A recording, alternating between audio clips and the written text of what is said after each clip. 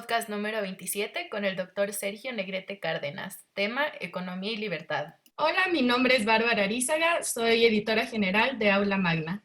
En este episodio vamos a entrevistar al doctor Sergio Negrete. Él es doctor en Economía, economista y comunicólogo, profesor en la Escuela de Negocios del ITESO y laboró en el Fondo Monetario Internacional. Hola Sergio, realmente es un gusto tenerte acá en nuestro podcast. Bárbara, ¿qué tal? Muchísimas gracias. No, imagínate llegar pues a Ecuador en bueno, sé que no es Ecuador, es a donde quiera que llegue todo tu podcast, pero principalmente Ecuador. Entonces, bueno, es un honor. Realmente te agradezco muchísimo estar contigo. Es un gusto tenerte. Para comenzar, quería que nos cuentes un poco de ti y de dónde viene el nombre de Twitter EconoCafka.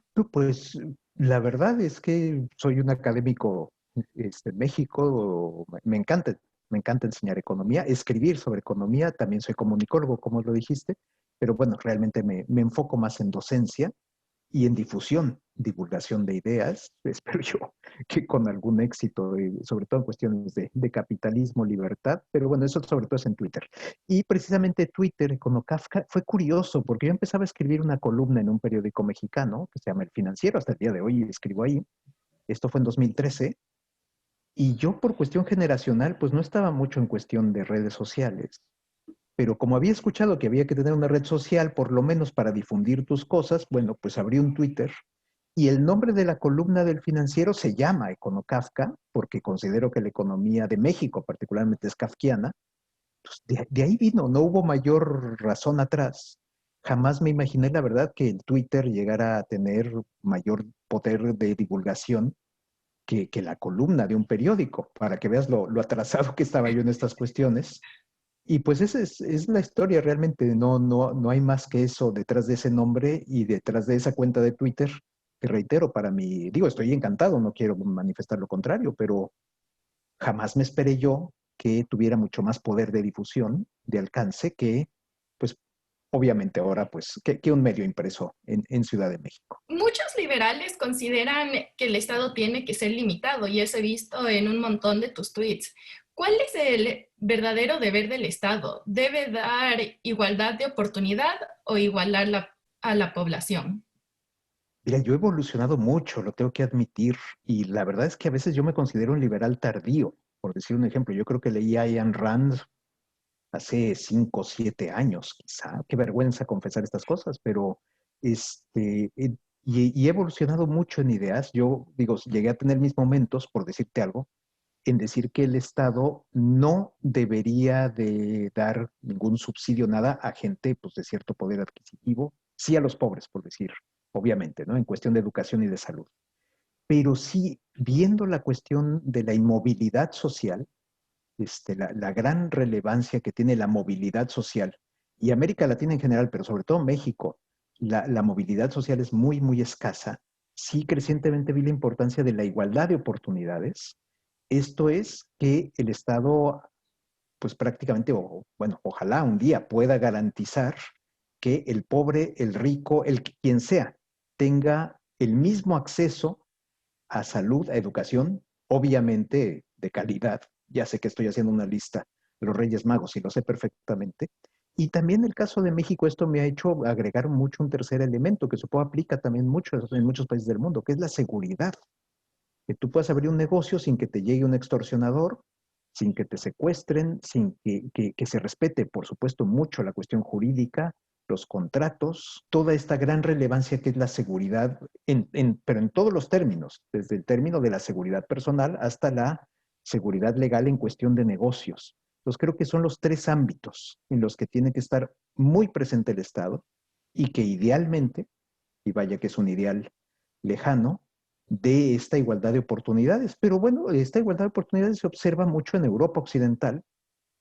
Entonces no es algo, no es un sueño, pues, que uno tenga sin alcances, sino que sí se ve cierta realidad en diversos países, sin que sea perfecta, y ojalá, idealmente incluso, el Estado dando el dinero a las familias, a los padres de familia o a quien corresponda, para que escojan ellos su doctor, su escuela, y no sea necesariamente una escuela pública. No estoy diciendo eso, digo, mi liberalismo siempre acaba dominando un poco estas cuestiones, de pensar siempre que el sector privado va a ser un mejor proveedor, un mejor productor, y bueno, pero sí, pues que el Estado subsidie directamente, dando pues, los bonos educativos, por ejemplo, que pensó Milton Friedman, hace no sé si 60 años o 70 años, digo, ni que fuera una idea tan novedosa.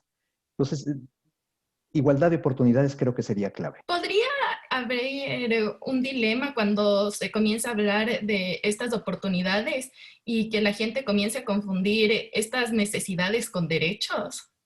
Muchísima. No, el potencial es de confusión, deja tú de confusión, de demagogia, porque los políticos les encanta ofrecer dinero ajeno, sacar dinero de nuestra cartera para, en su nombre de ellos, ofrecer algo y aparte etiquetarlo como derecho. Yo aquí tengo un problema gravísimo con esto de los derechos humanos, que por favor, ni que uno fuera a atacar derechos humanos, pero ya como derecho humano se está ampliando muchísimo la definición y uno puede decir, oye, pues ¿qué problema tienes con eso? Pues mi problema es que sea algo real y no algo retórico en que se da derecho a no sé cuantísima cosa. La Constitución mexicana en su artículo sexto, entre muchas otras cosas, ya te garantiza, según esto, el derecho a la banda ancha de Internet. La Constitución de la Ciudad de México, no sé, el artículo te garantiza el derecho a la plenitud sexual. Entonces, ya entre tantas cosas que llamamos derechos y que suenan muy bien, efectivamente confundimos necesidades con derechos. Y para mí un derecho, o sea, creo que no estoy diciendo nada ilógico, ni siquiera en un sentido legal. Es aquel que sí se puede proveer, no es ponerlo en un papel y decir, ya está el derecho. No, es uno que sí se pueda, financiar, que sí se cuente con los recursos para otorgarlo, y si no, pues no es un derecho, es un buen deseo, expresado en un texto legal, sin fuerza realmente, pero que lleva a mucha gente, y ocurre, por cierto, también mucho en Europa Occidental. Aquí en España, donde me encuentro en este momento, sé que hay gente que llega a una oficina de gobierno, sobre todo cuestiones de salud, por ejemplo, y que lo primero que pregunta es, ¿a qué tengo yo derecho? Bueno, es el resultado de esta clase de paternalismo, demagogia, y claro, la gente encantada de pensar que tiene un montón de derechos y que alguien se los va a pagar. ¿Pueden estos paternalismos colocar medidas que crean techos y penalizan a aquellos con mayor potencial? Muchísimo pero esto es de nuevo, los políticos que les encanta adoptar el aire de justicieros. Como me gusta mucho decir, si yo no le tengo miedo a la justicia, le tengo miedo a los justicieros que actúan en nombre de la justicia. Y entonces yo en aras de justicia siempre viene la noción, muchísimas veces equivocada, no voy a decir que siempre, pero no podemos de ninguna manera generalizar que el rico es rico porque empobreció al pobre. Entonces, si tú tienes dinero es porque se lo quitaste a otro. Ya de ahí partimos de una noción tan equivocada que es peligrosísima. La idea de que el rico tiene dinero porque se lo quitó a otro y no porque lo creó, lo produjo, esa riqueza. Y entonces ya se ve quitarle al rico, poner un techo, incluso el colmo ya extremo, ¿no? Que sería una expropiación, por ejemplo, como un acto de justicia, en que la gente está aplaudiendo, sí, sí, sí, qué bueno, ese hombre, esa persona, esa familia no merecía tener esa riqueza porque se la quitó a otros y ahora esto es un acto de restitución lo que se está haciendo. Pues no, es peligrosísimo y ciertamente se pone una cantidad de techos. Hay esta noción muy profunda en muchísima gente de que es que no puede ser que una gente tenga tanto dinero cuando hay gente en pobreza. Bueno, hay impuestos, se cubren, si esa riqueza es legal, pues no sé por qué se tenga que poner un techo, pero hay esta noción muy, muy, digamos, dentro de muchísimas personas que lleva a esta actitud justiciera y en extremos ya deja techos, como decía, expropiatoria de la riqueza. Muchos, hablando de libertades, muchos liberales apoyan a la legalización de las drogas. ¿Apoyas a la legalización de las drogas? ¿Crees que legalizar las drogas puede disminuir el nivel de violencia en México? Yo creo que lo haría. Mira, la verdad tengo dudas sobre drogas que sean potentemente adictivas. O sea, que baste el probarla una, dos, tres veces y que ello te traiga una adicción brutal. Pues yo confieso que tengo mis dudas. Por cuestión de principio, sí. sí, sí apoyo la legalización de las drogas y por supuesto del tabaco, el alcohol, la marihuana, o sea, todo lo que tenemos conciencia que aunque puede dañar, y vaya que lo hace, este, ya es, digamos, un daño, no sé si llamarlo controlable, pero sobre todo que la gente es plenamente consciente de ello. O sea, si alguien ahora se pone a fumar, no puede alegar ignorancia de las consecuencias del uso del tabaco. Entonces, como yo les digo a mis alumnos, digo, ya obviamente ya se prohíbe fumar dentro de las aulas, no en mi época universitaria, dicho sea de paso. Uno entraba en un salón y parecía que estaba dentro de una atmósfera ahí, parecía neblina londinense, un aula de clases en México en los años 80.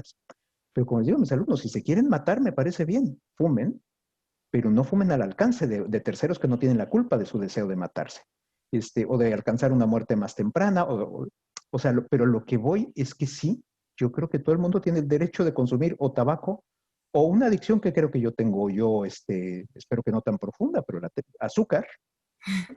Entonces, digo, también es peligroso. Me puede Sí, llevar también a totalmente. una muerte más temprana. Digo, y la verdad es que cada vez que me tomo un chocolate, pues francamente, es esto. O sea, no podemos estar coartando la libertad individual en aras es que yo voy a decidir por ti lo que es mejor para ti y lo voy a decidir yo un tercero.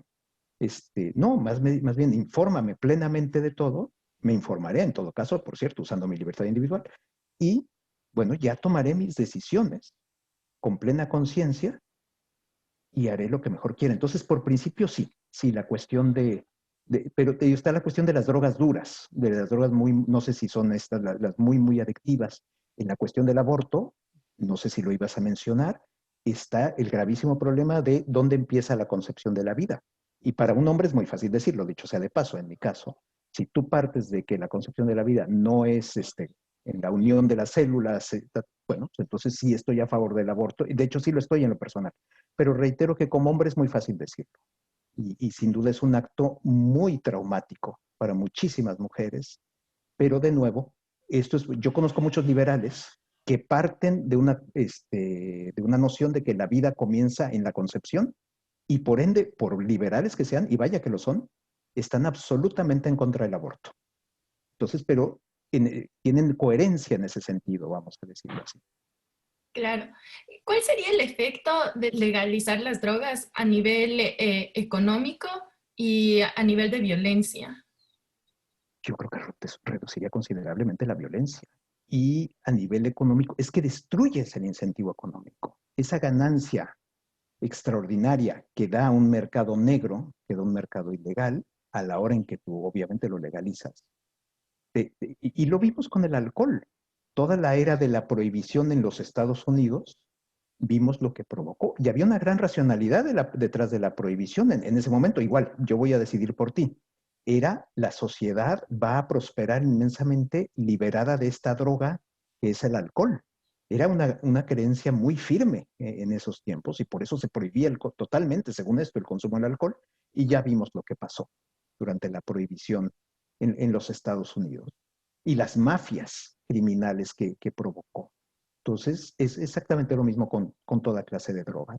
Entonces, traería sin duda una reducción en los precios, dada la mayor oferta disponible legal, y sobre todo, reduciría el incentivo a una criminalidad que tiene que recurrirse a mafias criminales, pues dado que son sustancias ilegales. Claro que sí. México y Ecuador son países donde el petróleo pesa mucho en la economía del país. En ambos países está manejado por el Estado. ¿Cuáles son las lecciones positivas y negativas del manejo de recursos Uy, naturales de un Estado? no, no, no, no, tu país y el mío, ¿cómo se llama? Es que se me va el nombre en este momento y tú sí te vas a acordar, la refinería que trató de hacer ¿Del Correa y que acabó, Pacífico? la refinería del Pacífico, que creo que acabó en un terreno, ¿no? Sí, Aplanado, que se ve ahí, ¿cuánto fueron? $1,500,000,000, o no, no recuerdo en este momento, tenía yo un poco la cifra porque me puse a comparar nuestra refinería que ahora está construyendo la administración López Obrador, que se llama Dos Bocas. Me puse a ver varios proyectos, también uno en Brasil. ujú. Esa sí la llegaron a terminar, ¿eh? Tardaron como 10 años más, no sé cuántos miles de millones de dólares más. No, no, no, no, no. Yo espero, francamente, que el manejo petrolero de Ecuador, que desconozco fuera de la anécdota de esta refinería insensata que trató de, al menos, mira, tuvieron una gran virtud en Ecuador, deja decirlo, la detuvieron. Sí, fue decir, hemos tirado muchísimo dinero y hasta aquí llegamos y no vamos a continuar con esto. Ese error sí lo cometieron los brasileños, lo siguieron hasta terminar y pues no sé qué va a pasar con México. Yo francamente espero que en algún momento se detenga Dos Bocas, ojalá, pero lo que queda de manifiesto no es solo petróleo, pero bueno, el petróleo es un gran ejemplo.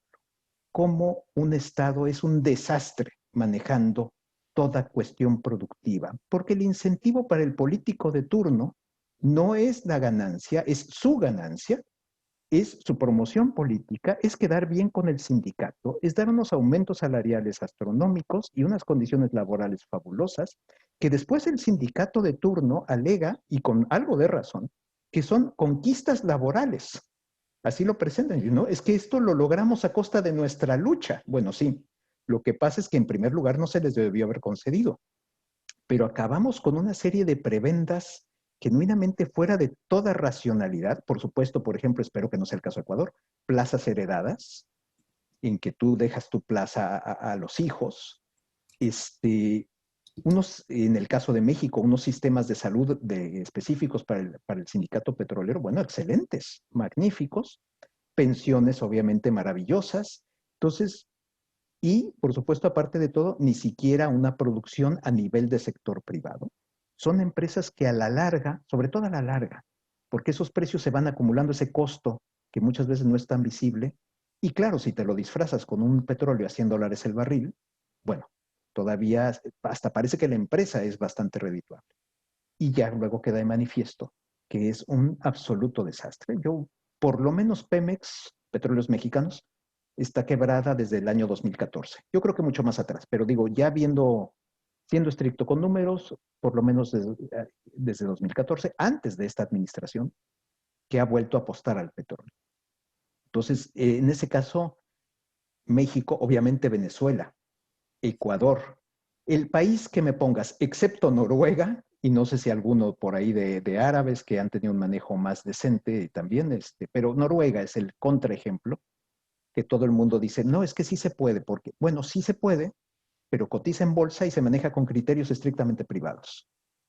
Entonces, bueno, pues realmente es una empresa manejada pero con todo lo que debe de ser una empresa privada. Si puedes tú hacer esa clase de restricciones tan impresionantes, pues qué mejor, entonces mejor ponla en manos privadas. Digo, quítate la simulación de decir, bueno, es una empresa estatal con criterio privado. Bueno, pues entonces hazla privada.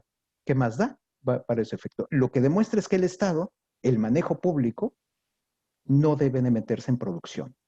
Ya mucho es educación, salud y seguridad, como que para qué aparte se quieren poner a producir petróleo. Y yo creo que es importante hacer la comparación entre Noruega y países latinos, porque muchas veces en los países latinos dicen, ah, el socialismo sí funciona, estatizar empresas sí funciona, pero claro, son dos culturas totalmente diferentes y durante la historia en América Latina se ha visto que cada vez que algo es estatal se llena de corrupción. Absolutamente. Y es que es la proclividad natural y en muchos lugares, o sea, y a la hora que dicen Europa es el socialismo funciona, y claro, están los escandinavos, siempre te van a sacar a Suecia, a Noruega, a Dinamarca, ahí los vas a tener en primera fila. Y yo siempre remito a estas personas a cualquier índice de libertad económica, el que más les guste, digo, escojan el que más les agrade y vean la posición de los escandinavos. Están entre los primeros lugares de libertad económica. Esto es libertad empresarial, libertad de mercado. Digo, bueno, pues si eso es socialismo, pues pónganle la etiqueta que quieran. Digo, para mí es bastante capitalismo, pero la libertad económica. Pero si le quieren llamar socialismo y que copiemos eso y le llamemos socialismo, pues encantado de la vida. Finalmente es capitalismo bastante puro. Pero pues está esta obsesión. Eso sí, tienen impuestos relativamente elevados y se enfocan en salud y educación y seguridad. Eso es lo que poca gente, muy poca gente ve. Como estos estados no se andan metiendo realmente en cuestiones productivas y cuando se metieron, descubrieron el fracaso y gracias a los 80s, sobre todo aquí sí, la pionera fue Margaret Thatcher, fue las grandes privatizaciones, porque aquí sí fue realmente romper se decía que era imposible, que no podían hacerse esas privatizaciones tan gigantescas del gas, del carbón, la aviación, la telefonía, y todo lo privatizó. Estuvo lo suficiente en el poder 11 años, Margaret Thatcher, para lograr privatizar muchísimo, y sobre todo mostrar que era posible, y atrás, ahí sí, atrás ya fueron muchísimos países, afortunadamente. Continuando con el tema de libertad, quería hablar un poco del Tratado de Libre Comercio entre Estados Unidos, México y Canadá. ¿Qué ha sido lo que funcionó y qué no? ¿Y cuáles fueron los impactos que se dieron cuando vino Trump al poder y hizo ciertos cambios en el tratado? ¿Y cómo todo esto ha afectado a la condición de vida de las personas en México? El tratado fue realmente maravilloso en muchos aspectos. Se negoció en los 90, inició su vigencia el 1 de enero del 94, el tratado original, no el de Trump, por supuesto. Es, y convirtió a México paulatinamente en una potencia manufacturera. Éramos un país que en los años 70 su principal producto de exportación era café. O sea, difícil ahora de concebirlo, pero ese era el Sí, principal producto de exportación de México, era café. Camarón, pues un país un poco tropical, digamos, bien este, parecido a Ecuador. que nos dijeran que 20 años después íbamos a estar exportando automóviles en cantidades importantes. Entonces realmente ha transformado mucho el norte-centro del país. El sur no está tan conectado como con el resto de América del Norte, y en ese sentido se ha rezagado. Pero aquí, como con todos mis compatriotas cuando salen con que es que hay que emparejar el norte y el sur, digo, bueno, entonces quieres empobrecer el norte. Es lo que tú estás proponiendo. Porque lo que no vas a hacer sencillo es enriquecer al sur. Lo que hay que hacer es enriquecer al sur, conectarlo con el norte, y ahora sí que esperar que poco a poco vaya, esperemos, y eso ya es. Pero aparte siempre digo, bueno, el sur de Italia es más pobre que el norte de Italia, el sur de España es más pobre que el norte de España. Dejen de estar buscando, yo no sé cuál es la obsesión, espero que no exista en el Ecuador, la obsesión de emparejar a las regiones. O sea, dices, bueno, que se enriquezcan todos lo más que se pueda, y pues si hay uno, es como con las personas, si acaban unos más ricos que otros, no pongas techos, no pongas límites, no. Una vez más, esta como obsesión de todos tenemos que estar iguales. Dices, pero pues no, es que de entrada no podemos ser iguales, ni personas ni regiones. Entonces, perdón, me estaba desviando muchísimo de tu pregunta. Trajo un extraordinario, de veras, revolucionó a la economía mexicana, y reitero, sobre todo al norte-centro, y realmente pues transformó la estructura productiva de México, que aparejado con prácticamente el mismo tiempo, aunque esto fue una casualidad, digamos, cronológica, o más bien fue el mismo gobierno que liberalizó la tenencia de la tierra. Entonces también ayudó a hacer de México una buena potencia agrícola, que no lo era porque mucho de la tierra de México se llamaba una figura que se llamaba ejido, no se podía vender, solo se podía heredar. Entonces, como no se podía vender, no se podía hipotecar. Entonces, un banco no te podía prestar. Entonces, hubo bancos del Estado que perdieron muchísimo dinero. Fue un desastre. Una vez más, una buena idea, algo que sonaba como una buena idea y que acabó siendo absolutamente desastroso. Entonces, se liberalizó, se permitió, pues, vamos a decirlo así, la privatización de la tierra. Obviamente nunca se le llamó así por cuestión de relaciones públicas, Claro.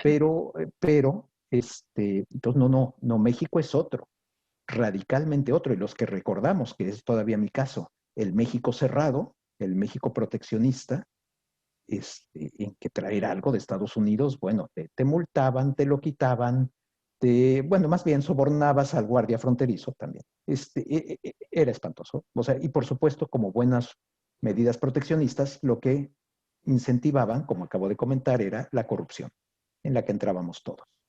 Eso desapareció prácticamente desde los 90. Entonces, realmente fue sensacional. De Trump, aquí estamos en un área muy gris, más bien en un área desconocida. Como el tratado con Trump entró en vigor en pleno COVID, o entró en vigor, fue en 20, para que, según yo, fue hace 6 meses que entró en vigor, plenamente en vigor, por las diversas revisiones que hubo que tener. Realmente no sabemos todavía los impactos que va a tener. A mí me preocupa mucho las cuestiones laborales, que al parecer se firmó que México va a tratar de incentivar mucho la protección laboral. y de que no haya tanta desigualdad salarial con Estados Unidos, hombre, pues yo estaría encantado. Pero los salarios no se suben por decreto, y si los subes por decreto, o provocas desempleo o provocas informalidad.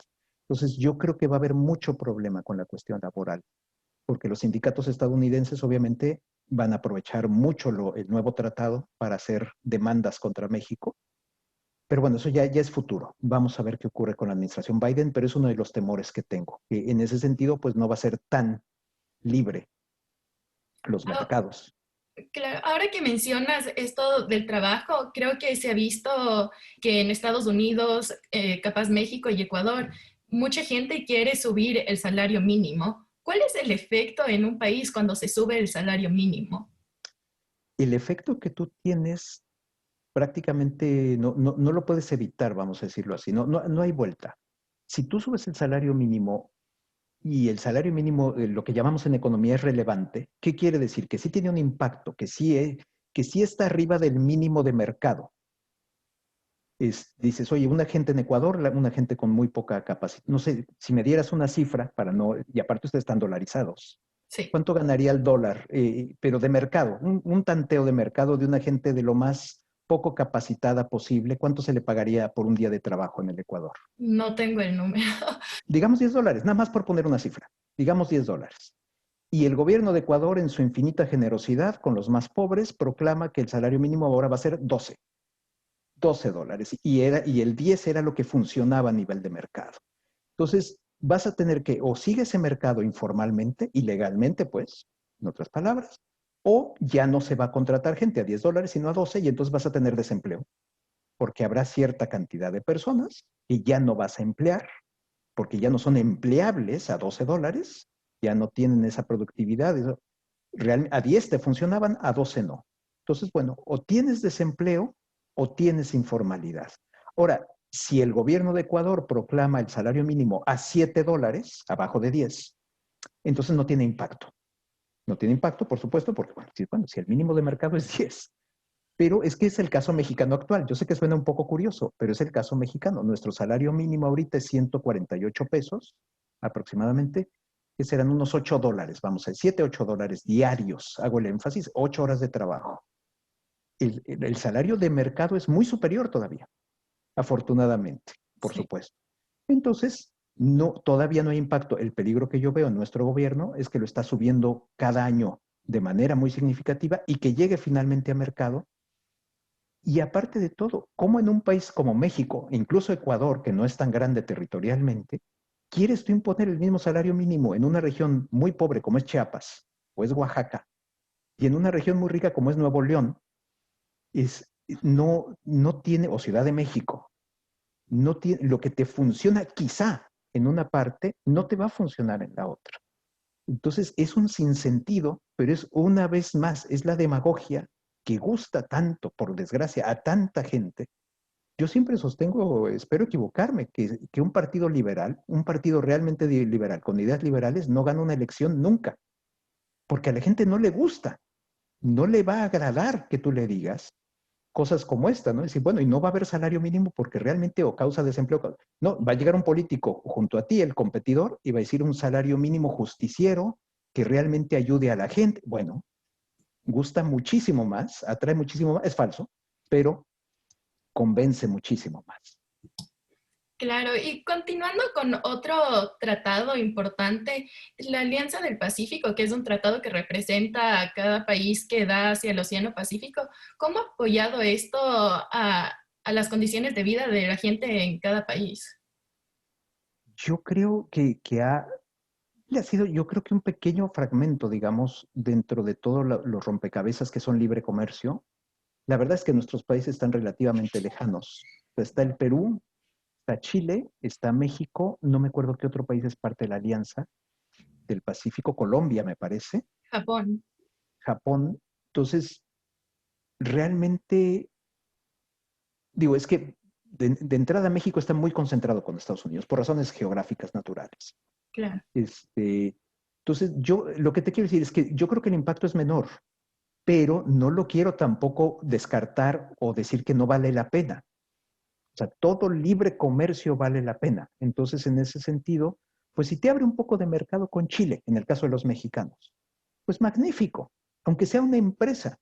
Ya si ese tratado benefició a 5, a 10, a 100 empresas, y esas 100 empresas a sus trabajadores, pues perfecto, magnífico. Entonces, lo que sí no te sé decir es el impacto real, y menos todavía país por país, ni siquiera en el mío propio. Pero, sin duda, lo que siempre te va a traer el libre comercio, sé que estoy ahorita recurriendo nada más a la cuestión conceptual, es un ganar-ganar. Por definición vas a ganar. Entonces, qué maravilla. Ojalá hubiera muchos más acuerdos de libre comercio en ese sentido, de libre inversión. Uy, bueno, ya no digamos, libre movimiento de personas. Otra cosa que a muchísima gente no le gusta nada, la migración. Pero curioso, no le gustan ni a los países que tienen migrantes, que sale tanto migrante. A los mexicanos no les gusta que llegue, que ahora que van a llegar hondureños. Ah, no. Oye, pero tú quieres que vayan muchos mexicanos a Estados Unidos. Bueno, sí. La contradicción absoluta y sin ningún problema. Así de contradictorios somos. Y mencionas algo muy interesante, o sea, que en el libre comercio siempre es ganar, ganar. Entonces, ¿por qué ser liberal no es popular? Porque te saltan ideas muy atractivas, falsas, pero atractivas, muy atrayentes de retórica. Mira, te doy un ejemplo de antilibre comercio. ¿Por qué se tienen que ir los empleos a China? ¿Por qué le vamos a dar empleos a los chinos? No, cerremos nuestras fronteras, tengamos producción nacional y damos empleo a los nuestros. Bueno, ya está, ahí lo tienes. O sea, ¿quién se resiste a esa clase de discurso? Necesitas un nivel de conocimiento no muy superior, no quiero sonar así como la gente no sabe, no, pero la gente se deja llevar por esta clase de retóricas muy atractivas. Entonces, ¿pero por qué? Vamos a producir nuestros propios automóviles, nuestros automóviles mexicanos, con mano de obra mexicana, con tecnología. Uy, bueno, lo que tú enciendes mucho con el proteccionismo es el nacionalismo, la xenofobia, y son como muy naturales en las personas. Entonces, pensar como consumidor, decir, no, oye, es que no, es que de China yo voy a poder comprar cosas más baratas, quizá de mejor calidad, quiero tener acceso a mayores mercados, a mayor diversidad, tener mayor posibilidad de elección. Ya son cosas como más difíciles de explicar y luego te llega el político y te dice, bueno, un poco de sacrificio en aras del empleo nacional. Y hasta se siente alguna gente como mal, ¿no? No, bueno, sí, sí estoy dispuesto a ser solidario y pagar un poco más con tal de que el empleo se quede aquí. Y empezamos mal. Entonces, realmente el proteccionismo, como muchos de estos discursos, es muy potente. O si quieres que lo diga, quizá hemos fracasado los liberales en vender mejor nuestras ideas.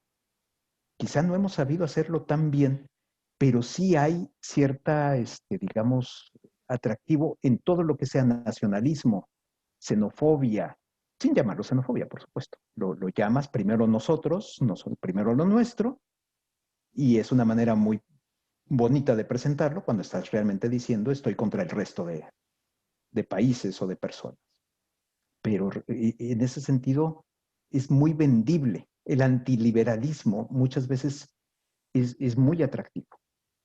Sí, sí, de todos modos, y yo creo que eso se ha visto muy visible ahora en Ecuador, que estamos próximos a elecciones presidenciales, analizar la propuesta de cada uno de nuestros candidatos. Ahorita tenemos 17 candidatos a presidente, entonces ha sido muy interesante ver el discurso de cada político y ver qué quiere hacer con el país. No me imagino que tienen, bueno, no sabía que tenían 17 candidatos Sí, y casi te apuesto que el liberal tiene segunda vuelta presidencial en sí. Ecuador. Perdón mi ignorancia, ahora no estaba con certeza. Ojalá que un liberal pase a la segunda vuelta, pero lo veo difícil, por definición de cualquiera, no hablo del Ecuador. A ver, el país que más me asombra no es ni siquiera el Ecuador y tampoco es México, es Chile, el país más próspero de América Latina, el país que ha mostrado el liberalismo, pero como los frutos del liberalismo, la riqueza del capitalismo, cómo estaba a punto de brincar de no haber sido por COVID, ya a un nivel de ingreso de PIB per cápita de $20,000 al año, ya a ser clasificado como país avanzado, país desarrollado. Y ves las manifestaciones en las calles de Chile Sí. de estas gentes que se declaran lo que sea, comunistas, socialistas, estatistas, y bueno, y ves a una cantidad de gente ahí entusiasta del estatismo que no lo puedo explicar. O sea, supongo que necesitaríamos a alguien de Chile aquí con nosotros. Pero lo que quiero decir es que ahí tienes que dices, bueno, pero es que aquí tienen ustedes resultados concretos de una gran política económica, de un Estado muy exitoso en la promoción del capitalismo, y bueno, parece que no pega. O sea, que no es que no pegue. Sí ganan a veces personas liberales o de fuerte inclinación liberal, como es el actual presidente, pero aún así tienes fuertes corrientes, grupos muy fuertes, totalmente inclinados al estatismo o socialismo, como le queramos denominar, y lo encuentro absolutamente incomprensible, como cualquiera que encuentre comprensible que todavía exista gente socialista en Venezuela, y supongo que la hay. No, Sí. no lo sé, pero bueno, pero si el fracaso es patente, pero por un lado tienes el éxito chileno, el fracaso venezolano, el fracaso cubano, y aún así, puestos ante la evidencia, te dicen, no, es que yo soy socialista. Pues bueno, pues ¿qué voy a hacer? ¿Qué puedo yo hacer ante esto? Y como profesor, ¿qué haces cuando ya muestras los datos así en economía de qué ha pasado con países socialistas y países que se han abierto más al capitalismo y la gente sigue creyendo con el socialismo? ¿Cómo educas a la gente?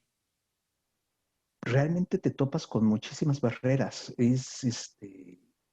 No, no sé qué ocurre, o sea, de realmente superar las ideas preconcebidas, llamémosle así, o las nociones ideológicas muy fuertes. Aunque logren ver un poco las ventajas del mercado, me ha pasado al ver a ciertos estudiantes, siguen mucho con la noción de, pero es que yo creo mucho en la justicia. Entonces, ya cuando te presentan eso como prioridad, llamémosle así, primando sobre el resto de las ideas, entonces es como una especie de justificación de un modo de pensar, pues, estatista. Porque aparte de todo, reitero, la justicia la ven en términos de acciones del Estado, no la ven en términos de la acción del mercado. Es profundamente justiciero, porque de hecho entrega a cada quien el producto de su esfuerzo. O sea, ¿qué mayor justicia que esa? Bueno, pero no lo ven así. No ven la superioridad moral de la libertad. Que dices, oye, pero es que yo lo que te estoy diciendo es que haz lo que se te dé la gana, nada más déjame a mí en paz. O sea, esa superioridad moral no la ven, sienten superioridad moral al decir, no, yo te voy a dictar a ti lo que tienes que hacer. Es algo que francamente yo encuentro incomprensible. Quizá, como esas personas me encuentran incomprensible a mí, me imagino yo. Pero realmente es como una barrera fuertísima, fortísima, perdón, con la que uno se enfrenta y que muchas veces no puedes librar. O sea, que aunque digas, oye, pero aquí está esto, aquí están los números, sí, pero es que se necesita más justicia, más igualdad, más distribución, redistribución, odio a Amazon, odio a Jeff Bezos, bueno, y entonces ya entramos en esos terrenos más de pasión que de racionalidad, y a veces ahí los números se estrellan contra una pared. Sí, sí, totalmente, toda la razón. Como última pregunta, ¿dónde podemos encontrar tus escritos y seguir profundizando tus ideas?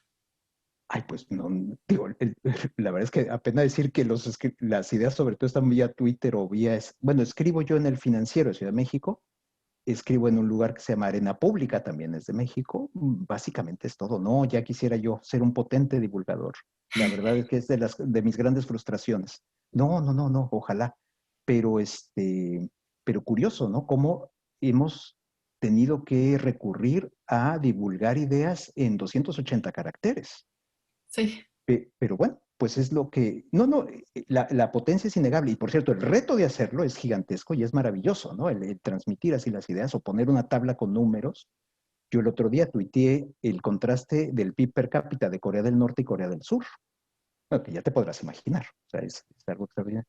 Y algo, y una gente me contesta, me dice, sí, pero esto es a costa de la explotación de los niños de la India y de África, que están haciendo teléfonos móviles en África y vestidos para las clases ricas en la India, Y no, mi respuesta fue, yo no dudo que las condiciones de estos niños realmente son deplorables o son muy tristes, una vida terrible. Digo, ahora imagina esa vida sin trabajo, sin ese trabajo, sin ese trabajo tan espantoso que tú estás describiendo, que es correcto, estoy de acuerdo. Ahora quítales ese trabajo.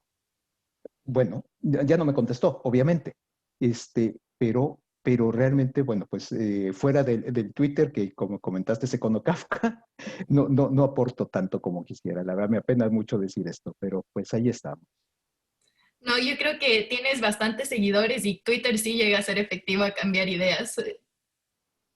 Ojalá, porque la batalla de las ideas es durísima y realmente extraño, ¿eh? Que 31 años después de la caída del muro de Berlín sigamos debatiendo esto.